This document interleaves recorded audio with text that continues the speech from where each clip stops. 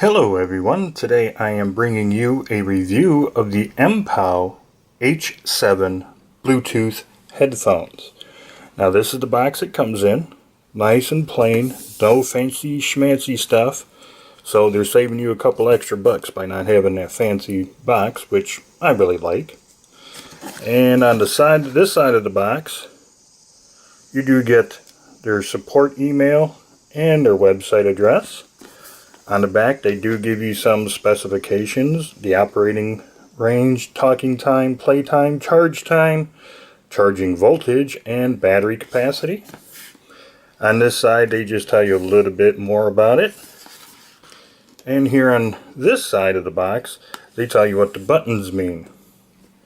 On the bottom, nothing. So let's open it up and see what you get. When you first open it up, you get a nice important reminder. Nothing on the back. Get a nice instruction manual written in multiple languages and pretty decent sized lettering, so you don't have to squint or use a magnifying glass. I like that, MPow. You get two cables. One of them is a 3.5mm to a 3.5mm, and that is so if the battery goes dead, you can still use it by just using it as a wired input. Or if you just don't feel like using the battery, you can use it as a wired set of headphones. And the second one is a micro USB charging cable. Full-size USB on one side, micro USB on the other. These are the headphones themselves, and last but not least, you get a nice carry pouch. It's a nice lined material on the inside, nice soft material on the out, and you have a double drawstring, so once you close it up, if you really want to keep them secure, you can kind of tie it and keep them secure inside the bag. And here's the stars themselves, the H7 headphones. Now, as you see, it's very minimal branding on each ear cup here that says MPow. No branding on the top or sides. And nowhere else branding, which I really do like. Now, they do lay flat, as you can see. They don't rotate the other way at all, as you can see. They only rotate 90 degrees one way, and that's it. But they do have a nice amount of tilt up and down to fit your head, or your ear position, if you will. They have a really nice metal insert for the ratcheting system. Metal here, plastic on this side, on both sides, and it's not too tight, it's not too loose, it's just about right too for the ratcheting mechanism. You got what appears to be minimal amount of padding on top, but I'll get to that in just a moment. And then you got the nice soft padding here for the ear cups themselves. This isn't leather, I don't know what type of material that is, but it's very nice and supple. And of course, the only buttons you got is this one here with the little telephone on it. That's also your power on and off button and your pairing button. And you got the volume control, which is a rocker switch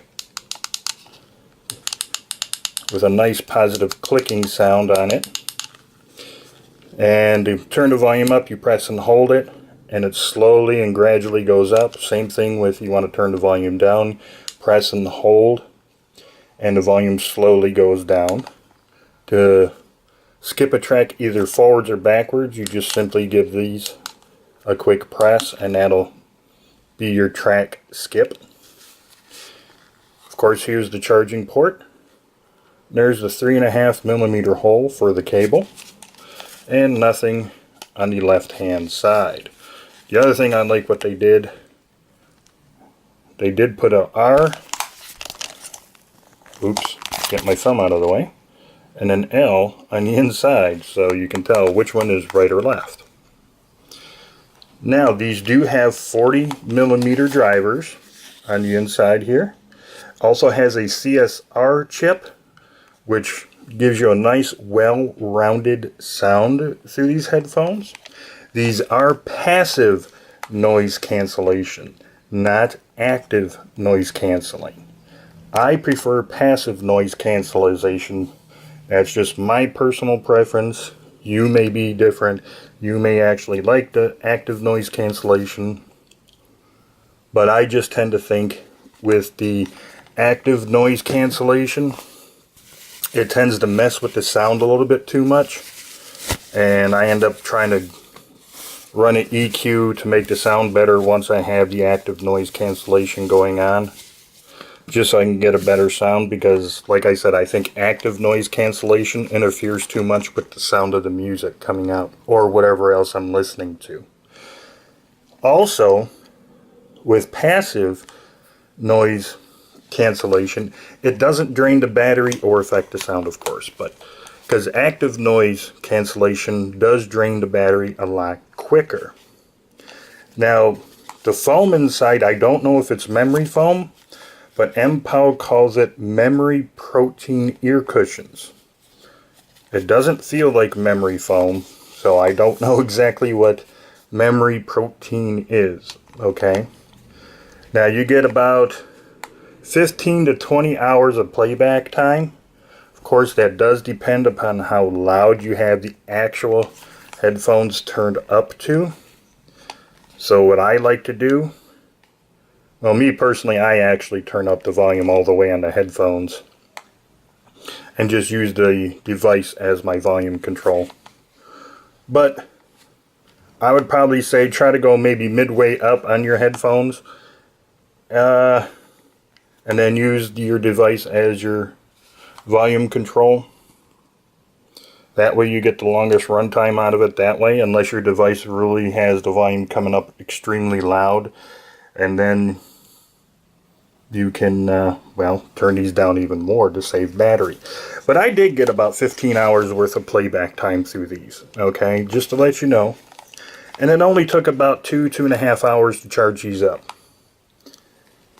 And speaking of charging, this has a built-in 420 milliamp hour battery at 3.7 volts.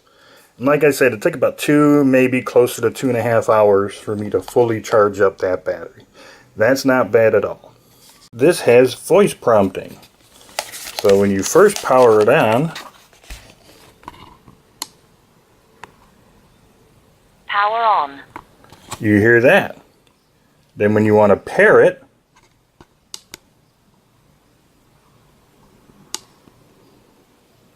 pairing, there you go. And then when you're pairing, you see a little red and blue flashing light. The light turns blue when it's finally paired. Then when you shut it off, power off. also it has to be paired too, I noticed. When you go all the way up to maximum volume on these, you hear that voice saying maximum volume.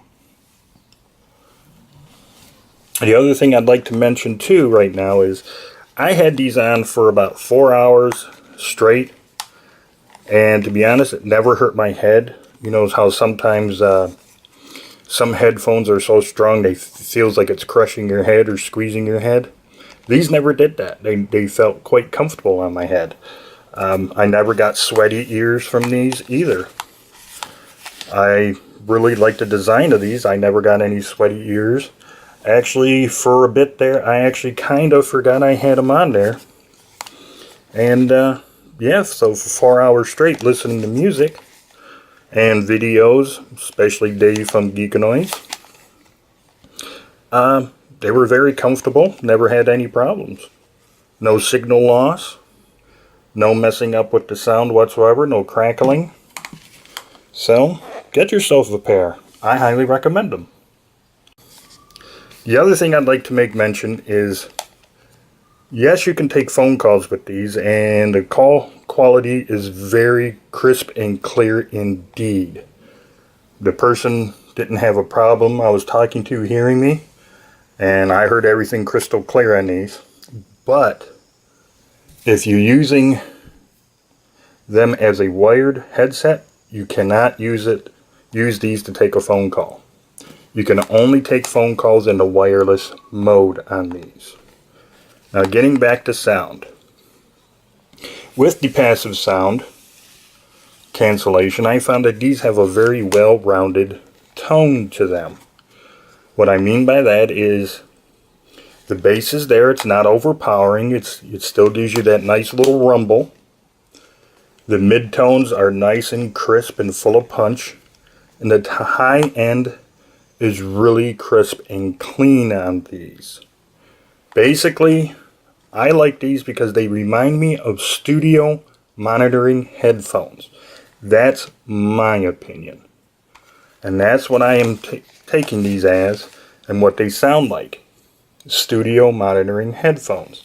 I love the sound of these. I think you will too. And I honestly think for the price, you cannot go wrong with these.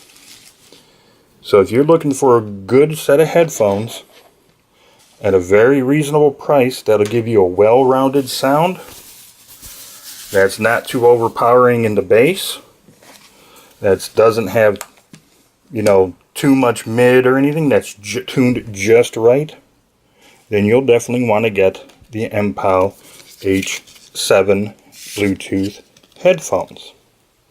And until the next video, you have a fantastic day.